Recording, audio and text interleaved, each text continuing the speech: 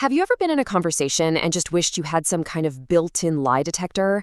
I mean, who hasn't wished for that, right?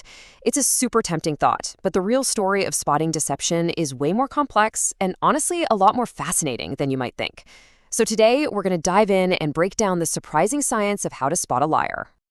And look, we're not just talking about the little white lies, when you tell your friend you love their new haircut.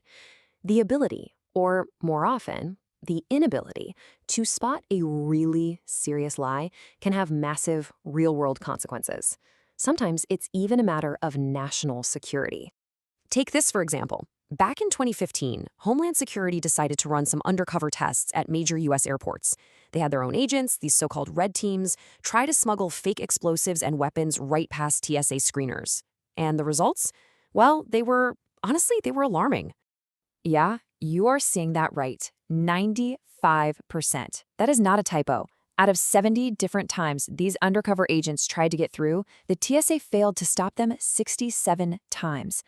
It's just the stark reminder that when the stakes are that high, our ability to see through deception is absolutely critical. So if even the trained professionals are getting it this wrong, can technology do any better? This, of course, brings us to the most famous piece of deception detecting tech on the planet, the polygraph. The lie detector. Surely, a machine designed specifically for this one job has to be better than a human, right? Well, let's take a look at how it actually works. So here's the first big surprise. The polygraph doesn't actually have a lie sensor. It's basically just a stress detector. It's hooked up to you to measure changes in your heart rate, your blood pressure, your breathing, even how much you're sweating. The whole idea is built on one core assumption, that the stress of telling a lie will make all those signals go haywire. So the most common way they use it is something called the control question test.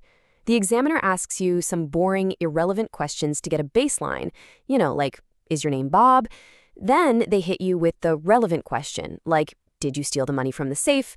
And they compare your body's reaction to a control question. And this is the clever part. The control question is something designed to make almost anyone nervous, like, have you ever lied to get out of trouble?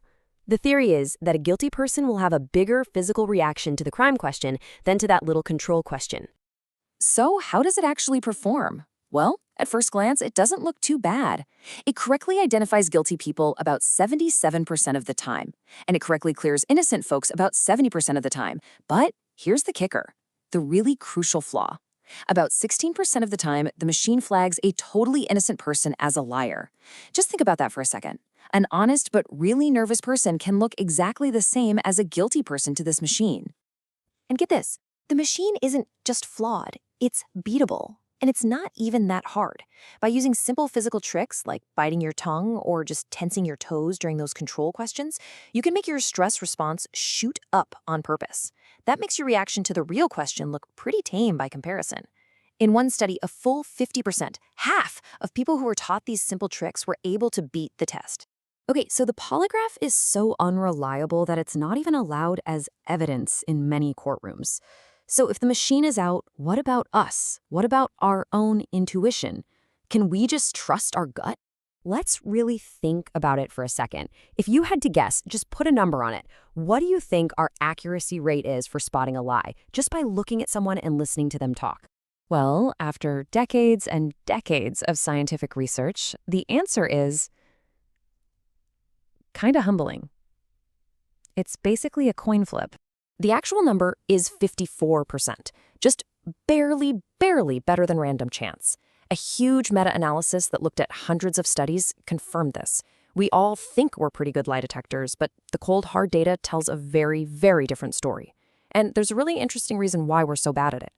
It's because most of us fall for something researchers call the liar's stereotype. We've all been taught this stuff, right? That liars can't look you in the eye, that they fidget nervously, or they touch their nose, but the science on this is crystal clear. These are just myths. There are no body language cues that are unique only to lying. In fact, being genuinely good at this is like having a superpower. It is that rare. In one massive study, researchers tested over 12,000 people. We're talking police officers, judges, CIA agents, the whole shebang. And out of all of them, they only found 42 people who they called wizards, people who could spot lies with 80% accuracy or better. So, for the rest of us mortals, what are we supposed to do? All right, so if the old rules of thumb are totally wrong, we need a new toolkit. And it turns out the more reliable clues might not be in what we see, but in what we actually hear. So, what's the new rule book? Well, on the one hand, here's all the stuff you need to basically forget about. The classic nonverbal stuff like avoiding eye contact or fidgeting. Now, on the other hand, this is what the research suggests is way more telling. Liars tend to use fewer details in their stories. Their speech is often a bit slower, with more pauses, more ums and ahs. They use more tentative words like maybe or I guess. And here's a really interesting one. Truth tellers are actually more likely to correct themselves, which is a sign that they're actively digging through their memory, not just reciting a rehearsed script. And all of this points to a really powerful idea from a former FBI agent named Joe Navarro. He argues that we should stop trying to be lie detectors, and instead we should become discomfort detectors. The idea is that the sheer mental effort of lying causes stress and discomfort, and our bodies just can't help but react to that stress. So our job isn't to find the lie itself, but to spot the reaction.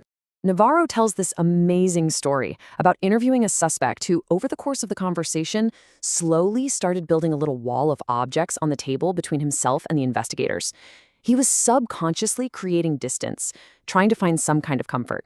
See, Navarro wasn't looking for a single tell that meant lie. He was observing this powerful, physical display of deep, deep discomfort. All right, so let's tie all of this together.